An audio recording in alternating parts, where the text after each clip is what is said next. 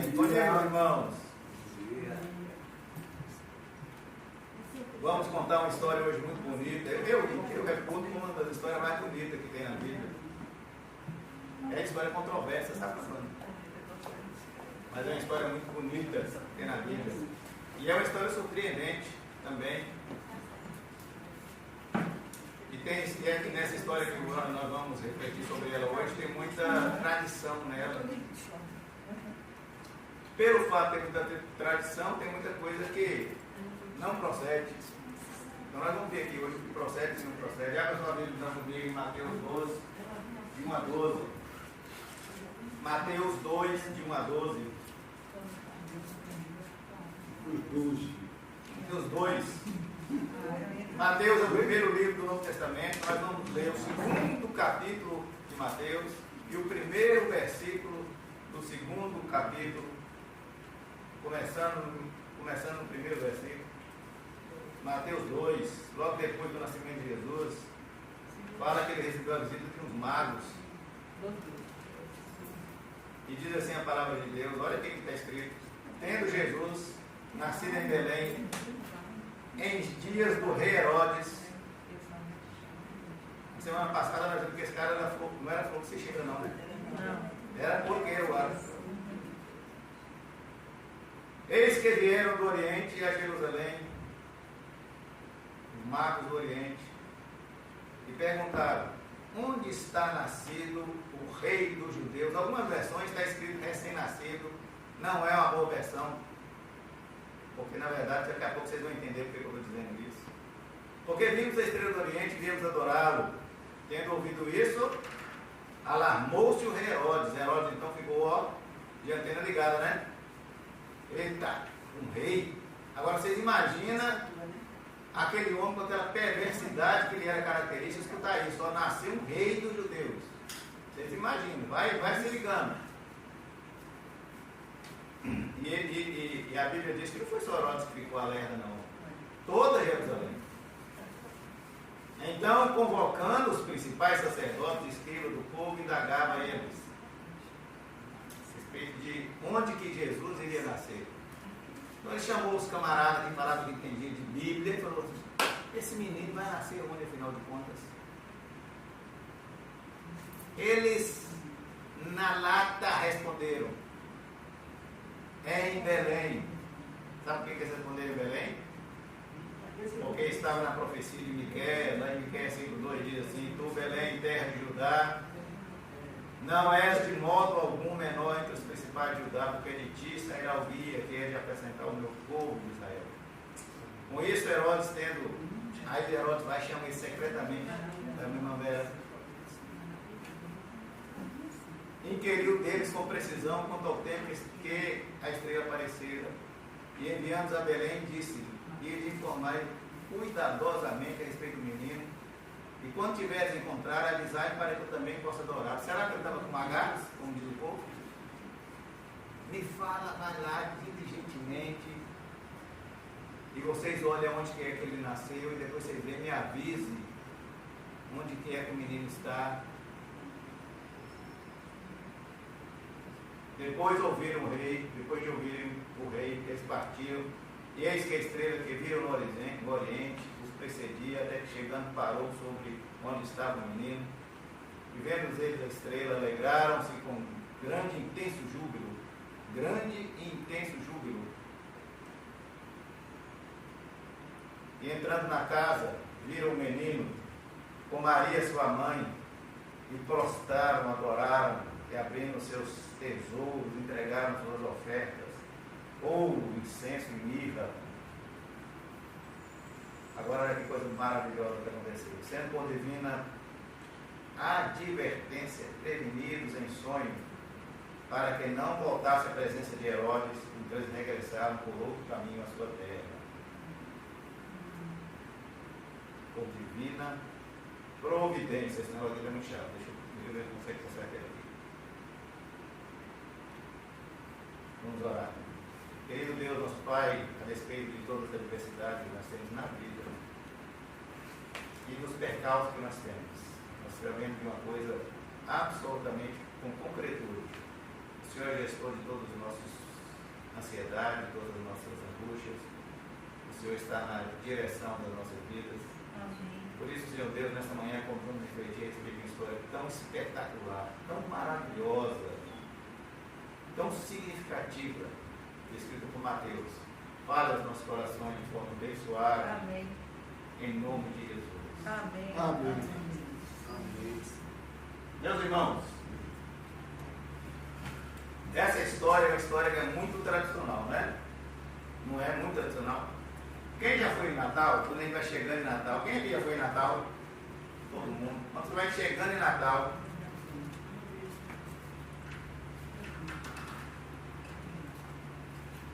chegou uma visita. Quando você vai chegando em Natal, você vai ter logo de imediato essas 3 esculturas bem grandes na entrada de Natal, não é verdade? Que esculturas são essas? Os Reis Magos. Domingo à noite, para quem gosta de assistir televisão de domingo à noite, tem um programa na Rede Record que chama Mitos e Verdades, não é? Tem gente que fica no Fantástico. Eu prefiro ir lá para a Record e assistir Domingo Espetacular. Domingo Espetacular. Acho que você devia me seguir, porque quem fica na Rede Globo está perdendo tempo. O senhor está me seguindo, porque eu tenho assunto comigo. Resultado. Lá tem um programa que chama Mitos e Verdades. Domingo passado falou sobre sal, não foi, José? Sal. Mitos e Verdades sobre sal. Deixa eu falar para vocês, prestem bastante atenção, tem mitos e verdades sobre a história dos magos, e nós vamos aprender hoje, para mais nunca a gente cair falar besteira sobre essa história. Primeira coisa que eu quero que vocês me respondam. Eram eles de verdade magos? A gente escutou a vida inteira falando reis magos, não é? Eram eles reis magos? O que vocês acham? Mito ou verdade? Mito. Acho que é mito. Mito. Mito, diz José que é mito. O termo grego para descrever magos, primeiro deixa eu falar, o Novo Testamento foi escrito em grego. E o termo grego para descrever magos é magoi, está na Bíblia original. Está no texto bíblico originalmente. Magoi visitaram Jesus. Então, se o Novo Testamento foi escrito em grego, está escrito na Bíblia que os magóis visitaram, é verdade. Os magos visitaram. Mas reparem uma coisa muito importante. Magos na época não significava dizer o que a gente tem hoje. Principalmente por causa da Senhor dos Anéis, dessas coisas que tem, né, que a gente pensa que está relacionado com feiticeiro, Harry Potter, que está relacionado com mágicos, ocultistas, nada disso. Magos naquela época, quando a Bíblia se refere a isso, está dizendo de pessoas sábias, de pessoas eruditas, de pessoas cientistas, principalmente de astrólogos e astrônomos. Astrólogos e astrônomos. E preste atenção numa coisa muito importante. Então, esses magos eram provavelmente astrólogos e astrônomos. E interessante também se reparar que naquela época não tinha diferença entre astrólogos e astrônomos. Era igual. Hoje tem gente que não sai de casa sem consultar o horóscopo, né? Isso é astrologia. Aí, a diferença entre uma coisa e outra aconteceu por volta do século XVII, com um cientista alemão renomado chamado Hans Kepler. Kepler que falou, validando o que Galileu Galilei tinha dito, e Nicolau Copérnico falando assim, deixa eu falar para vocês. A Terra não é o centro do sistema solar. Eles acreditavam no geocentrismo. Assim, ó. Que a Terra era o centro do sistema solar. Então tinha a Terra, tinha Mercúrio, tinha o Sol, tinha Marte. E todos os planetas giravam em torno da Terra. Isso é o geocentrismo. Aí ele falou nada disso. Por que eu estou falando foi Kepler? Porque foi ele que diferenciou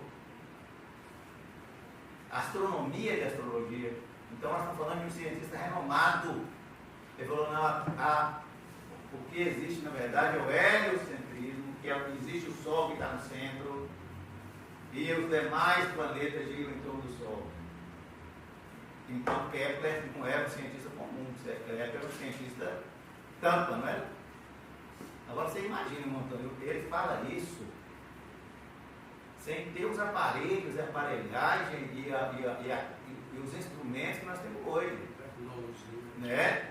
Olha a capacidade que esse camarada tinha. E pensava assim também, Aristóteles pensava assim, e Ptolomeu pensava assim, isso tudo até 200 anos antes de Cristo.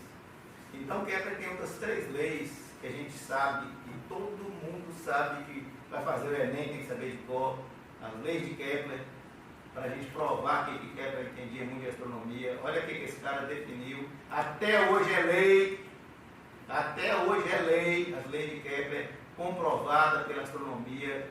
Um camarada que fez isso tudo sem grandes equipamentos. Kepler falou assim, deixa eu falar para vocês, a órbita dos planetas em torno do Sol não são circulares, não, elas são elípticas. Essa é a primeira lei de Kepler, provada até hoje. Segunda coisa que quero provar, a trajetória feita por cada planeta ali, em torno do Sol, cada trajetória que ele faz, ele varre áreas iguais em tempos iguais. Por que eu estou falando isso para vocês? Para vocês verem a capacidade que o cara tinha de leitura, instrumentos singelos. E depois quero falar a terceira lei dele. Quanto mais longe o planeta está, exemplo, Saturno está lá longe. Quanto mais longe ele está, mais tempo ele demora para dar uma volta em torno do Sol, que é a translação. Agora, presta atenção, irmão Antônio, como é que um camarada com um equipamento tão rudimentar descobriu umas coisas dessas? Fora de sério, né? Por isso que eu estou falando, é assim, imaginem o quanto esses sábios do Oriente sabiam de astronomia. Eles eram sábios astrônomos e não astrólogos, porque a astronomia, por isso que eu estou mostrando, é ciência, e a astrologia é embuste, é embromação. Por isso que os magos, primeira coisa que ponham, lembrem, magos eram magos, mas eram cientistas. Segunda coisa, mitos e verdades. Eles eram do Oriente.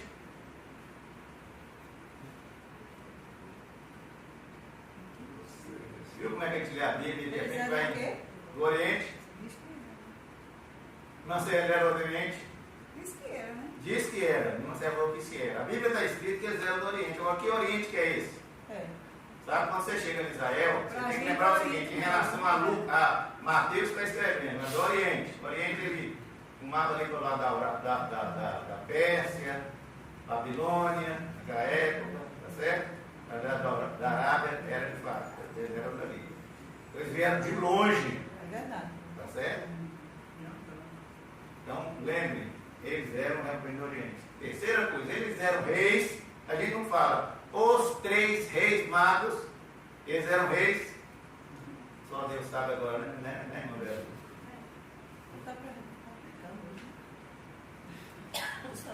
Viu como é que ele vai ler na Bíblia e vai assimilando a tradição, a história, sem perceber a grandeza, a fineza que tem nisso.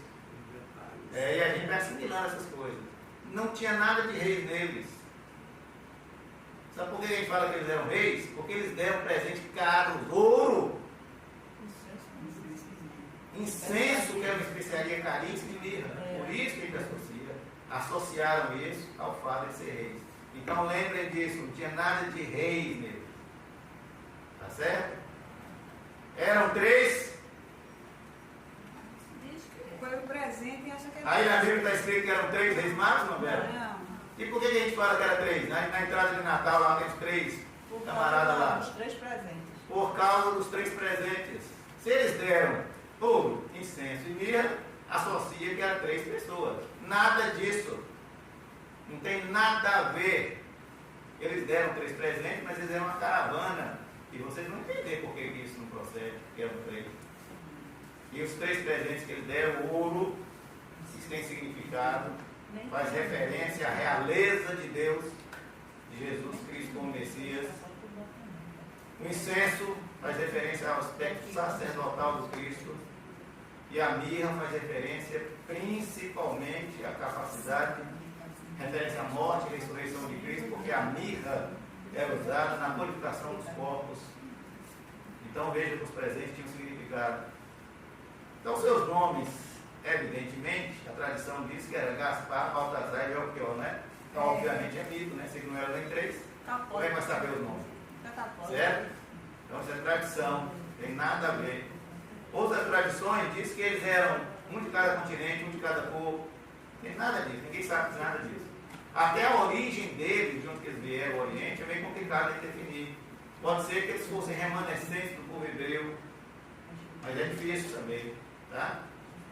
Sexta coisa, eles visitaram Jesus, todo o presépio que a gente vê aí, não é Jesus assim na manjedoura, eles visitando. Então eles visitaram Jesus quando Jesus estava recém-nascido? Sim? Sim? Tá vendo como é que tem gente que cai os dentes dentro da igreja aí? Acredita no mito? Nada disso. Quando eles visitam, quando eles veem a estrela no Oriente, eles fazem uma viagem para visitar Jesus.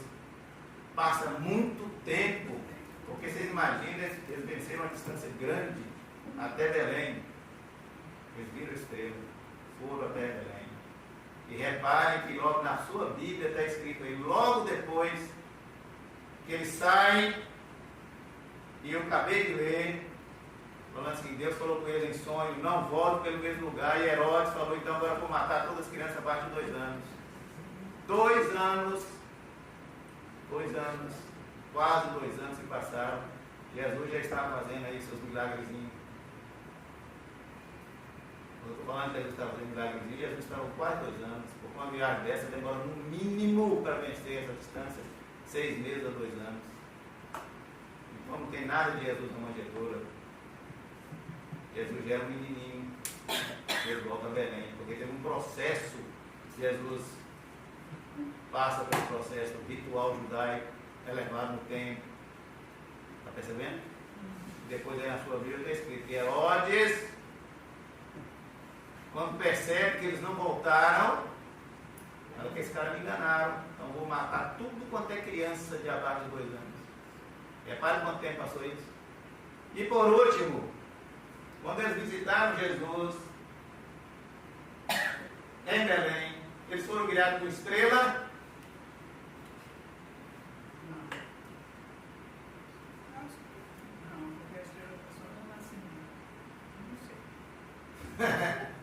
Gente, raciocinem. Estrela aparece de dia. Chegou o anjo Gibson e está me pedindo a chave. Chegou a moça Tá na boca. Tá rolando, só sai, só bota esse nome na forma da bicha. Ele tem que essa com rebote para pegar. Não.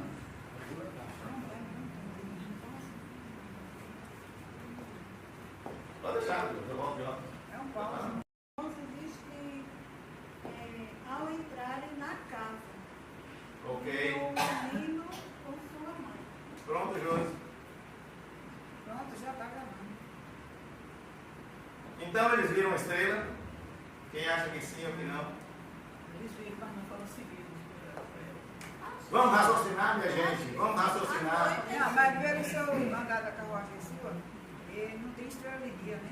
Então, Não, não, vamos raciocinar. A gente consegue ver estrelas de dia, um sol escaldante daquele jeito lá na Arábia. depende se fosse uma desse tamanho. Não, de dia a gente consegue ver uma estrela, um sol, é possível. Não, nem vê a lua. Só Só vendo? Então preste atenção, aí vai lá, mas a Bíblia então está entrando em contradição quando fala estrela, a gente precisa entender essa cosmovisão bíblica, principalmente, repare, Mateus escreveu isso há quantos anos? Quase 2000 anos atrás, Mateus tinha condições de falar outra coisa que não fosse uma estrela, gente. Então estrela na Bíblia pode ser um anjo, estrela pode ser um astro luminoso que ele não sabia identificar. Davi olha para o céu e fala: os céus manifestam a glória de Deus, o firmamento anuncia as obras das suas mãos. Davi vê aquela coisa maravilhosa, aquela abóbora maravilhosa. Então presta atenção nessa coisa relevante. Obviamente que não era uma estrela, mesmo porque não dava para se guiar por uma estrela. Como é que uma estrela ia fazer para andando e eles guiando uma estrela? Então é uma questão de raciocínio. Por que eu estou falando isso? Porque às vezes a gente, como crentes, a gente às vezes vai temar com a pessoa e em cima de uma coisa que é impossível no sentido de ser incabível. Agora, só que nós cremos um Deus, que ele, quando tirou o povo hebreu do Egito, o que ele fez? Ele colocou uma nuvem, uma tocha de fogo. De noite e de dia guiando o povo.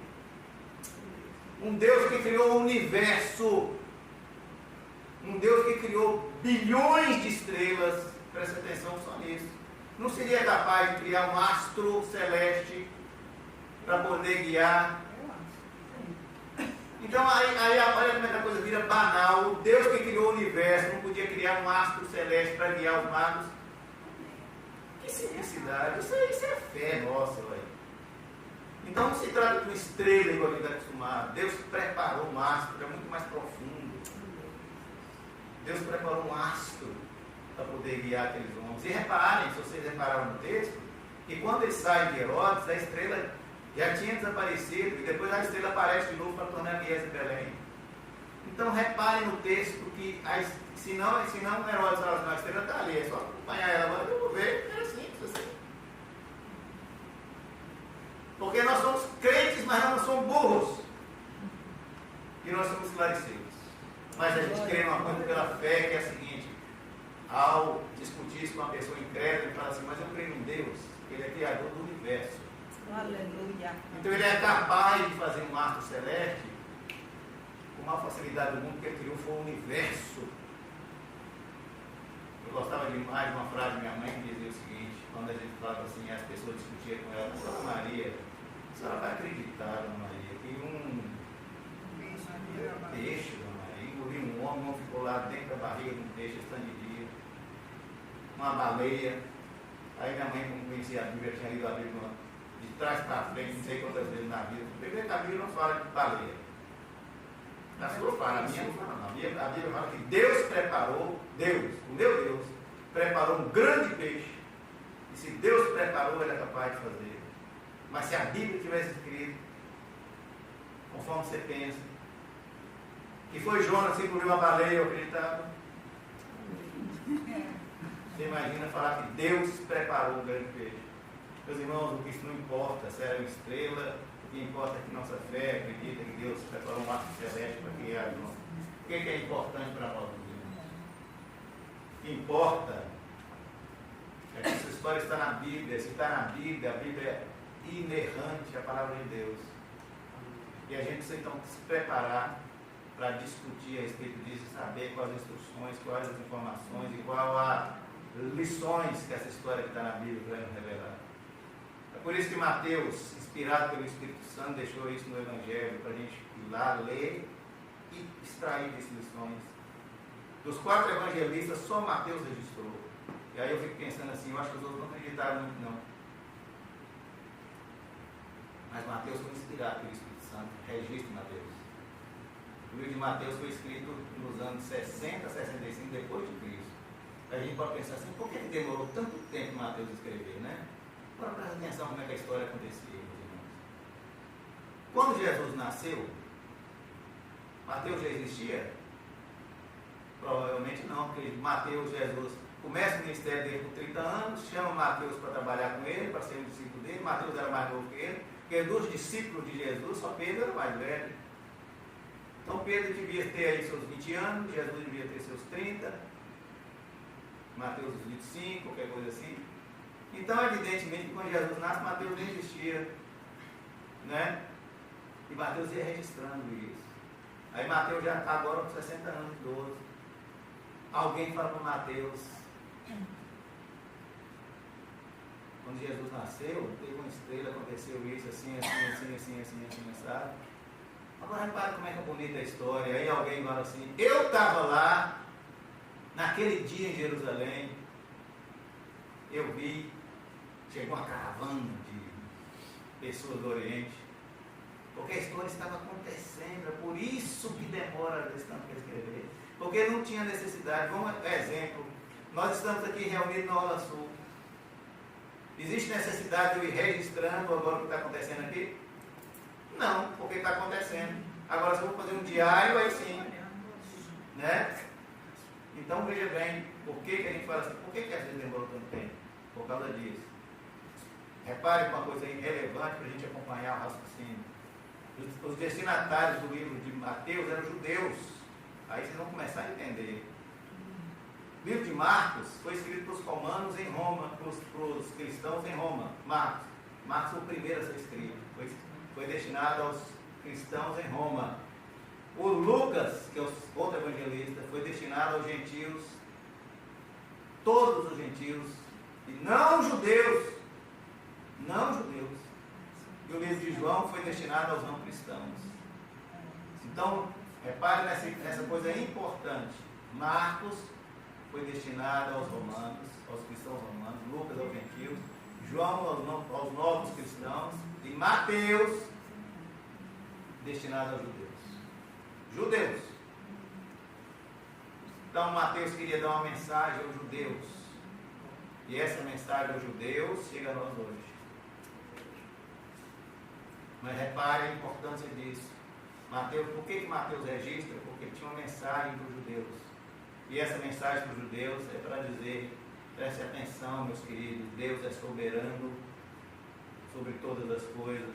Tudo que ele faz tem propósito. A história dos magos é para mostrar a vocês que nós, judeus, que temos a mania de pensar que só nós temos o Deus de Isaac, de Abraão, de Jacó, só nós temos um Deus para adorar.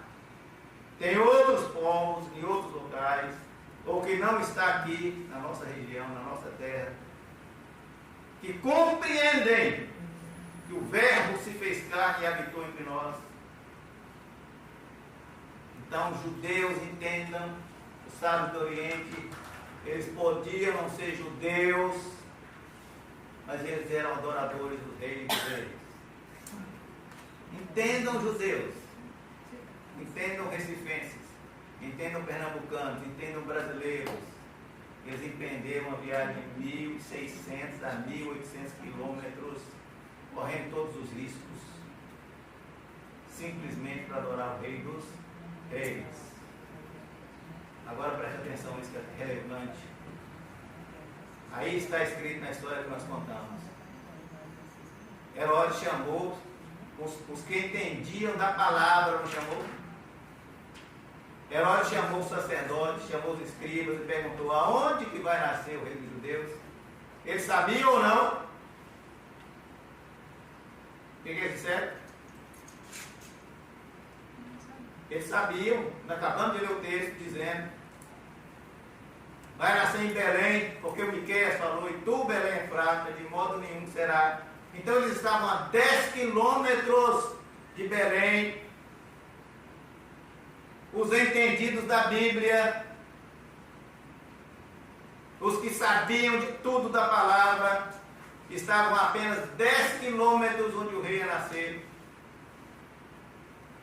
Não se ligaram no nascimento de Jesus.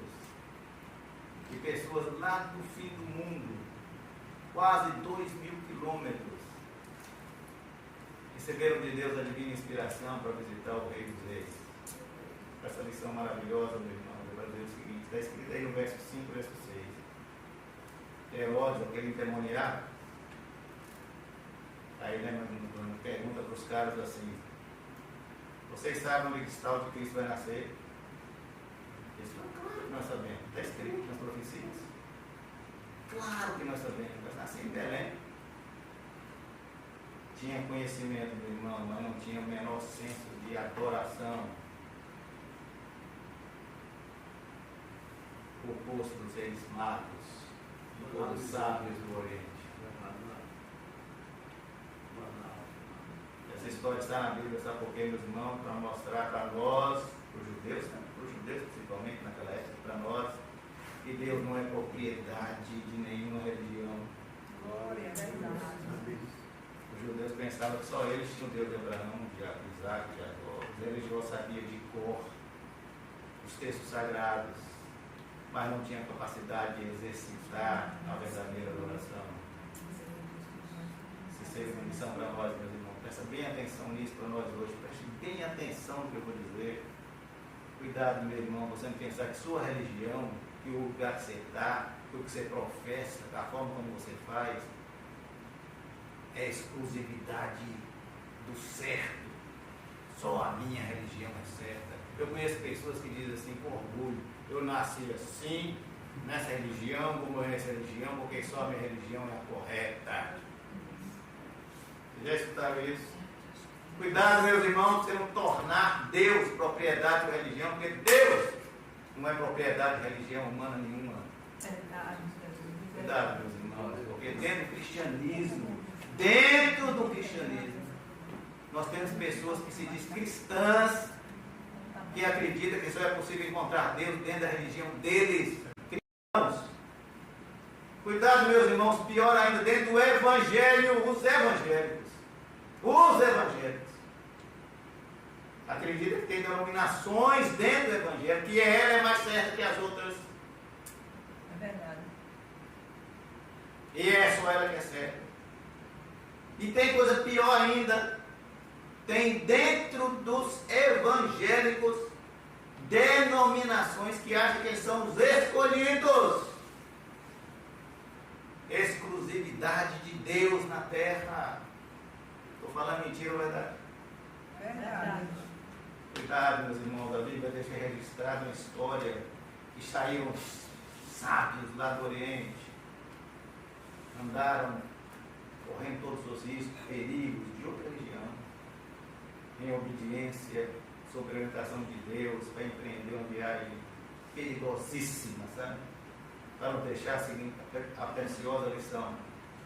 A verdadeira adoração a Deus extrapola os limites de religiões limitadas por ser da pastor. A verdadeira adoração, a verdadeira, genuína adoração, não está vinculada à religião dele. Segunda lição: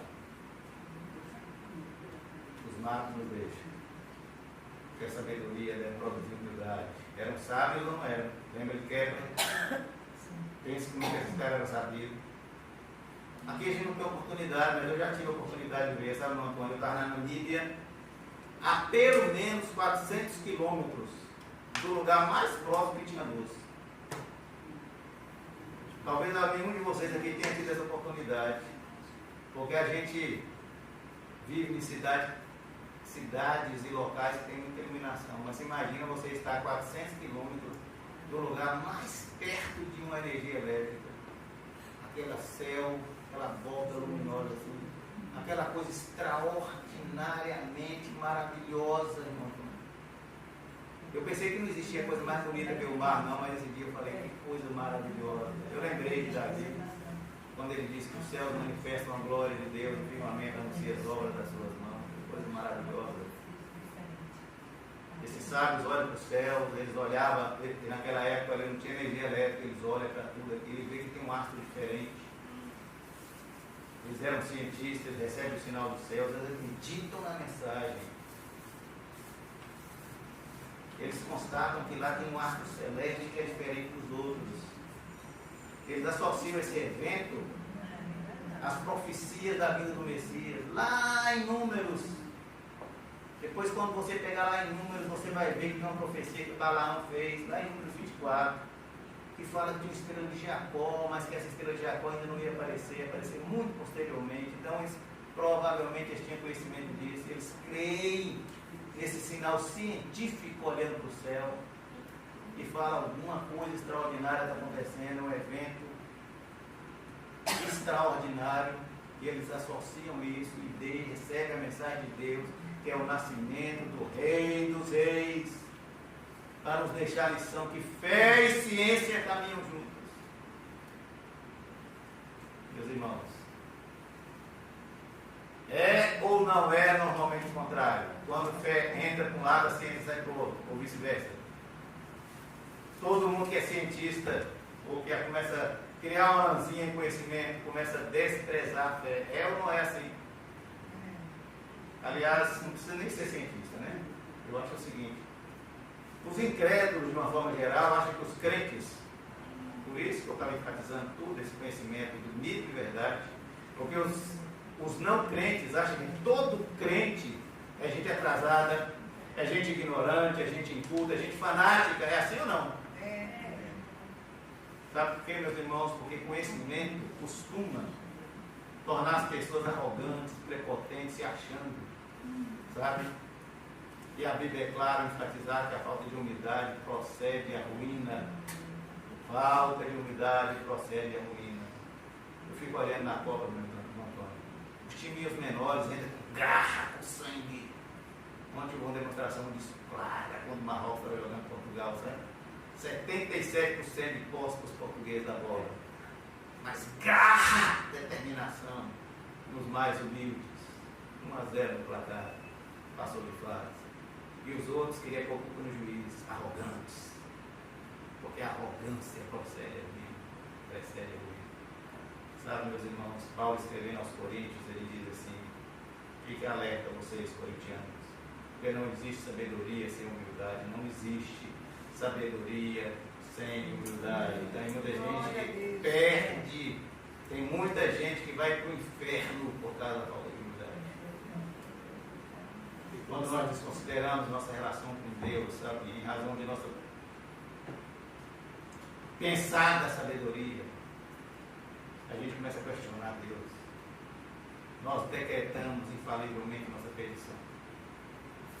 Todo conhecimento humano não é absolutamente nada para Deus. Sabe, meus irmãos? É por isso que eu entendo que aqui, com a igreja de Jesus, dentro da igreja de Jesus, não existe doutor, não existe mestre, não existe isso, não aquele outro. Porque na igreja de Jesus nós somos uma coisa exclusiva, nós somos irmãos em Cristo. Independente do que somos, sabe, meus irmãos, independente do tipo que nós conquistamos, independente da nossa conta bancária, dentro da igreja de Jesus não existe posição social.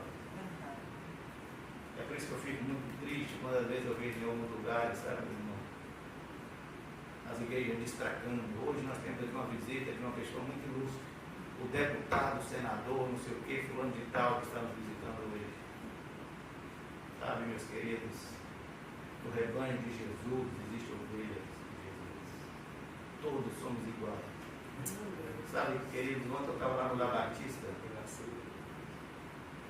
uma festa linda de Natal, e eu toda vez que eu vou no La Batista, toda sexta-feira eu estou lá e eu fico olhando, sabe, queridos, como a vida é transitória, como a vida é passageira, como tudo passa com muita efemeridade.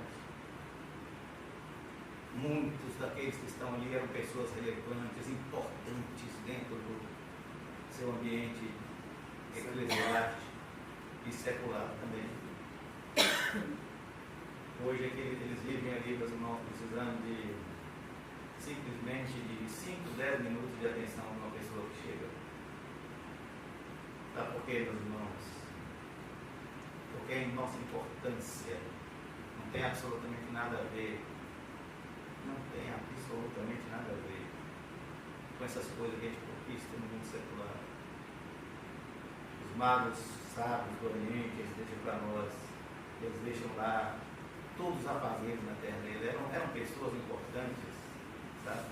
Pessoas que tinham posses, pessoas que empreenderam uma viagem perigosa para adorar uma criança que eles nem sequer sabiam se encontrar, sem esperar nenhuma recompensa. Sabe por quê, meus irmãos? Porque tinha uma coisa chamada humildade. Humildade. Tiago, irmão de Jesus, ensina que a verdadeira sabedoria ela vem do alto, não é daqui da terra. Por isso que ele fala que a sabedoria produz humildade. O sábio do Oriente nos mostra, em suas atitudes, que a sabedoria produz humildade. Os sábios de verdade são de fato humildes. Recebem o sinal dos céus, identificam o sinal dos céus, acreditam no sinal, seguem o sinal, encontram o Messias, adoram o Messias. Deixando para nós essa lição maravilhosa, que a adoração tem tudo a ver com humildade. Deixa eu concluir. Eu quero concluir para os irmãos dizendo o seguinte. É uma história maravilhosa, essa história de Mateus narra, sabe? Esses sábios do Oriente, eles nos ensinam que, com a generosidade que eles tinham, generosidade tem a ver com determinação, tem a ver com perseverança, tem a ver com persistência, tem a ver com esforço. Queriam ser generosos, mas excitaram essas virtudes. Porque o que é generosidade, meus irmãos? Generosidade é quando você se dispõe a sacrificar seus próprios interesses em função de outra pessoa, sem você esperar absolutamente nada de volta. Isso é generosidade. Então, o sábio do Oriente se propõe a visitar uma criança que está a quase 2.000 quilômetros de distância do local de origem deles. Faz uma viagem de quase 2 anos, correndo todos os riscos. Não tinha Uber, não. Não tinha avião, não. Não tinha primeira classe, não. Não tinha estradas, não. Tinha vias de acesso. Perigo, riscos, e ainda Ele dá os presentes, nos deixa a preciosa lição. Generosidade tem a ver com sacrifício. É preciso fazer sacrifício para você ser generoso. Generosidade tem a ver com obediência. Nós vimos as estrelas e vamos lá sim, independente do sacrifício que nós vamos fazer. O sábio do Oriente obedeceu às orientações de Deus, tanto para ir como para voltar, foi? Na ida, eles receberam a orientação da estrela, foi? Mas aí vocês vão ver que no verso 12 fala que Deus apareceu para eles. Eu acho isso lindo nesse texto. É uma das coisas mais bonitas que eu acho que está nesse texto. Por divina advertência, eles foram prevenidos em sonho. Está vendo Deus trabalhando? Primeiro prepara um astro especial, depois aparece em sonho para eles e diz: não voltem, nem Herodes, nem por onde vocês vieram. Olha que termo bonito que Mateus usa, por divina advertência. Porque Herodes estava lá em Jerusalém esperando eles, e eles voltam para o caminho. Meus irmãos, vocês já pararam para pensar que essa atitude, essa obediência dele salvou a vida de Jesus? Pararam para pensar nisso? Pararam para pensar que se eles não tivessem essa generosidade no coração, a história do cristianismo seria outra?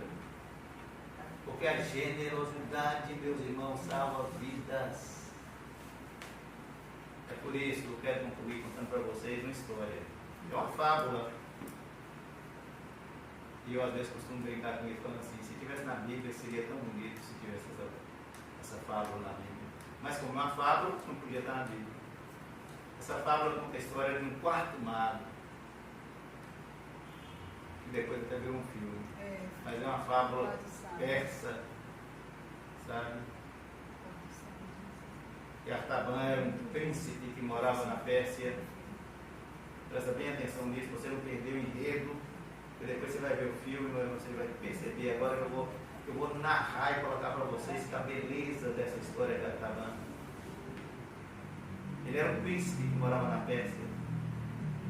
E ele fica sabendo do nascimento, igual os demais sábios, do nascimento do rei dos judeus.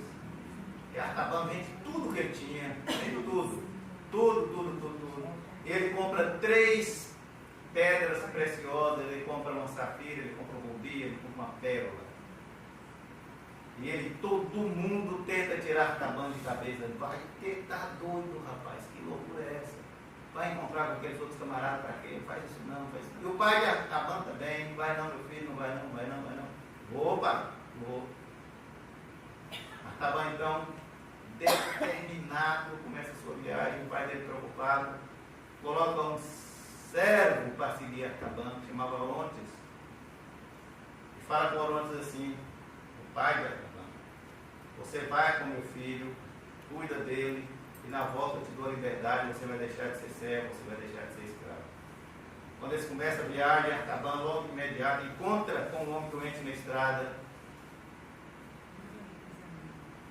Artaban já começa a atrasar a viagem para cuidar de uma pessoa doente. Por causa desse atraso, quando ele chega no local marcado com os outros magos, eles já tinham ido. Artaban então pede a companhia da caravana. E ele fala, mas eu não vou desistir do meu projeto, eu vou sozinho. Presta atenção nessa história maravilhosa. Está dormindo, Mário? Está ligado, Mário? Então, que hora que Artaban chega sozinho, para isso ele fazer a viagem sozinho, ele vende uma coisa preciosa que é a safira. Porque precisava fazer uma caravana, perceberam porque ele não podia fazer a viagem sozinho, 3 pessoas? Preste atenção nisso. Você tem 3, a tradição diz, 3 reis magos viajaram sozinhos. Nessa distância toda. Vocês já pararam para raciocinar que quando eles foram fazer uma viagem dessa distância, tinha que levar comida? Não tinha? A comida podia ser congelada, podia ser comida processada, podia ser latinha de salsicha, sardinha. Era o quê? Comida viva, não era? Perceberam? Então como é que eles iam levar tanta comida? Estão começando a perceber que não tem sentido ser 3, era uma caravana. Porque a comida era viva que eles levavam. A mesma coisa aconteceu com o Artaban. Ele tem que fazer uma caravana para ele empreender essa viagem. Então ele vende primeiro essa fila. Aí quando ele chega lá, está naquele momento que Herodes está mandando matar as crianças. Vão acompanhando para vocês verem que coisa maravilhosa. Herodes fala, vou matar todas as crianças de 2 anos, porque os outros já tinham ido embora. Artaban chegou atrasado. Então ele pede informação para uma mãe que está naquele desespero querendo salvar um filho. Desesperado querendo salvar um filho, Josi. Você imagina o que é? Você recebe uma mensagem, vai lá, todos os filhos vão ser mortos, eu sei que com uma criancinha mesmo de 2 anos. Você já pensou, Josi? Nem pensar. É horrível. Artaban chega nesse momento lá e ela está de desespero querendo salvar o filho. E chega um soldado romano e Artaban perguntou para ela, a senhora por acaso viu uma caravana? Vi sim, eles estavam aí sim, e tal, mas já foram embora. Mas o que quer dizer? Eles vieram visitar um casal que estava por aqui mesmo, mas esse casal também já foi embora. E o senhor sabe onde eles foram? Eles foram para o Egito. Eles falaram que iam para o Egito fugindo. Nessa conversa lá, quando ela está conversando com essa mãe desesperada, os soldados romanos começam a entrar no ambiente e eles falam, esconda o menino. E ela esconde o filho. E ele tenta ali negociar. Daqui a pouco o nenenzinho chora. E o soldado romano fala, epa, tem um neném aqui escondido. E pega a criança. Artaban para salvar a criança. Ele negocia então com o soldado romano e dá a segunda coisa que ele tinha de valor, o rubi. Eu troco a vida da criança pelo rubi. Eu troco a vida da criança pelo rubi. Mas ele parte então para o Egito para procurar Jesus. Ele ainda tem a pérola. Presta atenção, que história maravilhosa, meus irmãos. Procura em todos os palácios. Todos os palácios. Lá acontece muita coisa, ele não encontra Jesus em lugar nenhum porque ele procura nos palácios. Ele volta então para Jerusalém, pergunta um sábio rabino, já procurei Jesus em todo lugar, saí de minha terra. Não encontra em lugar nenhum. E o rabino fala, você nunca vai encontrar Jesus no palácio. Ele veio para os pobres. Ele veio para os fracos. Ele veio para os oprimidos. Ele veio para os ansiosos. Você tem que procurar Jesus nos lugares dos excluídos. Se fosse hoje, eu ia dizer para ele, vai procurar Jesus nas favelas. Não procure Jesus nos lugares, nos bairros chiques, não. Vai procurar Jesus nas favelas. Então começa essa busca por Jesus nos lugares pobres. Nessa busca, numa viagem que ele vai para um local pobre, ele é assaltado e tem a pérola roubada. Agora Artaban ficou sem nada. Quando ele chega nesse local, bem comunidade de proscritos, de pessoas excluídas, ele encontra a líder e ele fala a história, olha, esse pessoal daqui me roubou a única coisa que eu tinha, que era uma pérola. E ele então faz uma proposta para ele, não se preocupa não, eu vou te devolver sua pérola, mas eu tenho um filho sério, sei que você é médico, eu quero que você cuide dele. Artaban, ok, eu vou ficar cuidando dele um dia só. E fala para Orlando, só um dia, Orlando. Tá bom, mestre, um dia tá bom. Passa um dia, passa 2 dias, passa uma semana, passa um mês, passa anos e Artaban lá, trabalhando com os pobres e oprimidos. muda completamente a vida daquela comunidade, torna essa comunidade sustentável. Artaban agora muito feliz. Ele já não tinha nada para dar para Jesus. Um dia essa colônia é incendiada, mais um desastre na vida de Artaban.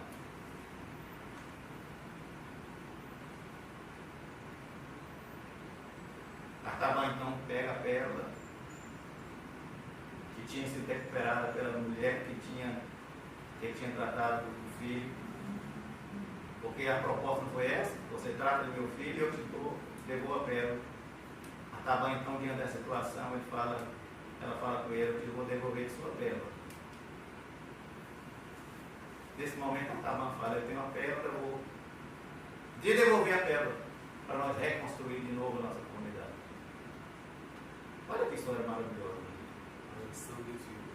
Uma lição de vida. Artaban então recebe um dia lá nessa comunidade a visita de um velho amigo do pai dele, lá da terra dele, para dar a notícia que o pai dele tinha falecido. E fala com ele: você é príncipe, você vai ter que voltar para assumir. E Artaban fala: não volto não, porque eu vim procurar Jesus, ainda não o encontrei. E Artaban resolve ficar. Nessa altura do campeonato, Artaban então resolveu dar liberdade para o seu escravo Orontes. Falou: Orontes, meu irmão, eu já desisti, você pode ir embora. E Orontes então resolve ir embora para Jerusalém. E vai com esse menininho que é cego, esse rapaz agora que é cego, para Jerusalém. Quando eles chegam em Jerusalém, adivinha o que estava acontecendo? Jesus está entrando em Jerusalém, o triunfal entrada de Jerusalém, hosana às alturas. Dia de Ramos, Jesus entrando em Jerusalém. Orontes vê aquela cena, não é bonita a história de Maíl? É muito lindo. Orontes vê aquela história e fala assim: vou voltar de novo, eu sou um homem livre, mas eu não posso deixar o meu amigo, agora era amigo, sem saber disso, que Jesus está aqui em Jerusalém. Orontes então volta para a comunidade, para contar para Artaban que ele tinha encontrado Jesus. Artaban não acredita: não é possível. É possível sim, ele curou o filho da mulher. Oh, glória! Muito linda essa história. É bonito demais. Artaban então se enche de ânimo novamente, lembra que ele não tinha mais nada para oferecer. Quando o líder da comunidade vira para ele e fala: não, você está enganado. Aquela pérola que você me deu para mim reconstruir a comunidade continua comigo, porque eu não achei que era justo eu usá-la. Toma sua pérola, Artaban. Artaban então agora fala: eu vou entregar a pérola para Jesus. O meu presente ainda está aqui, eu vou entregar a pérola para Jesus. E ele prepara a viagem, vai com Orontes agora, não como servo, mas como amigo, rumo a Jerusalém. Aí, meus irmãos, quando ele chega em Jerusalém, Jesus já tinha sido preso, condenado. Mas ele não desiste. Ele pensa: eu posso comprar a liberdade de Jesus com minha pérola. Eu já consegui salvar pessoas assim, eu vou salvar o Cristo agora com a minha pérola. E ele peleja para chegar perto de Jesus, mas não consegue. Aí, naquela luta, acontece outro imprevisto. Lembra do pai, do amigo do pai dele, que foi dar a notícia da morte do pai? Quando Artaban também essa coisa, ele vê a menina passando presa, porque o pai tinha aprontado, tinha sido presa e ela está sendo levada como presa. Ele vê aquela cena e fala: não é possível, aquela menina eu conheço ela, é filho do meu melhor amigo, e interpõe e fala com os soldados romanos: por que vocês estão levando essa menina? Porque o pai dela fez isso, fez aquilo outro, e nós estamos levando ela para pagar a dívida. Artaban se dispõe da pérola a salvar a vida da criança, da moça.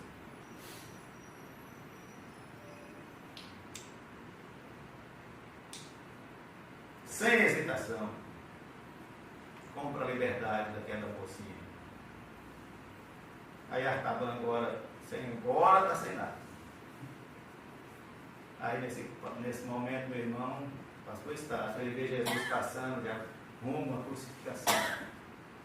Ele tenta de todas as maneiras falar com Jesus naquele tumulto, na via crucis. Não consegue. Peleja, não consegue. Artaban já está bem debilitado, bem doente. Jesus é crucificado. Artaban vê Jesus sendo crucificado de longe. Jesus crucificado. Acabou minhas esperanças. Mas o crucificado aparece ressurreto para Artaban novamente, já quase no final da sua vida. Artaban olha para Jesus e diz: meu rei, meu Senhor, meu Deus, te procurei tanto, Senhor, a minha vida inteira, porque eu tinha presentes para te dar. Agora eu não tenho mais nada, sou um velho, fraco, debilitado. Jesus responde para Artaban: você está enganado, meu filho. Recebi todos os seus presentes. Artaban vai e fala: Jesus, não compreendo, mestre, eu nunca estive contigo. Eu nunca te vi, Jesus. E às vezes você passando por situação, mas nunca conversei contigo. Esteve sim, meu filho. Eu tive fome. Você me deu de comer.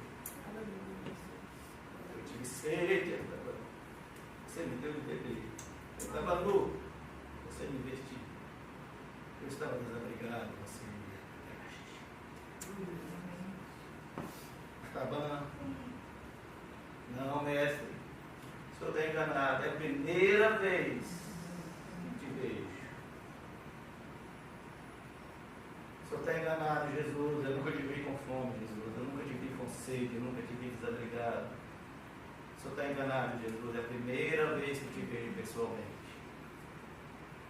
E Jesus, com aquela beleza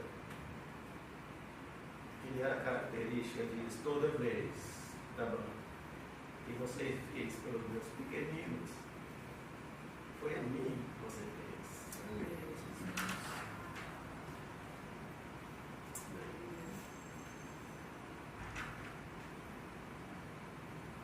Jesus se vai. Então Artaban dirige a Laurontes e diz as suas últimas palavras. Artaban diz a Laurontes: nós o encontramos, Laurontes. E ele aceitou todos os nossos presentes. Nós o encontramos, Laurontes, durante toda a minha vida. E ele aceitou todos os nossos presentes. Artaban descansa em paz, assim, meus irmãos. É uma fábula, sabe? Por isso que eu disse que podia estar na Bíblia. Linda, maravilhosa. Mas é uma fábula que retrata com muita precisão, sabe, meus irmãos? Que a generosidade é fruto da determinação, da perseverança, da persistência, da obediência, do esforço. Provavelmente, sabe, meus irmãos, olha que coisa maravilhosa. Você não pode sair daqui sem pensar nisso. Mari, provavelmente Maria, Maria e José tinham recursos, eram pessoas pobres ou pobres, ricas ou pobres. Provavelmente, por as dádivas dos magos dadas por Jesus, ouro, incenso e mirra, que puderam sustentar eles na fuga para o Egito. Eles não tinham como se sustentar, mas eles ganharam presentes que deu sustentabilidade a eles durante a fuga para o Egito. Perceberam como é que Deus trabalha, meus irmãos? Que linda história. Sabe, os do Oriente eram verdadeiros adoradores. Essa belíssima história está na Bíblia, sabe? Inspirada pelo Espírito Santo para Mateus nos mostrar a verdadeira adoração. Nasce em corações generosos. A verdadeira adoração nasce em corações determinados, em corações obedientes. A verdadeira adoração nasce, Simone, em quem faz de Jesus o Rei dos Reis, motivo de nossa celebração. Por isso que nós vamos celebrar a ceia do Senhor agora. Que nos abençoe.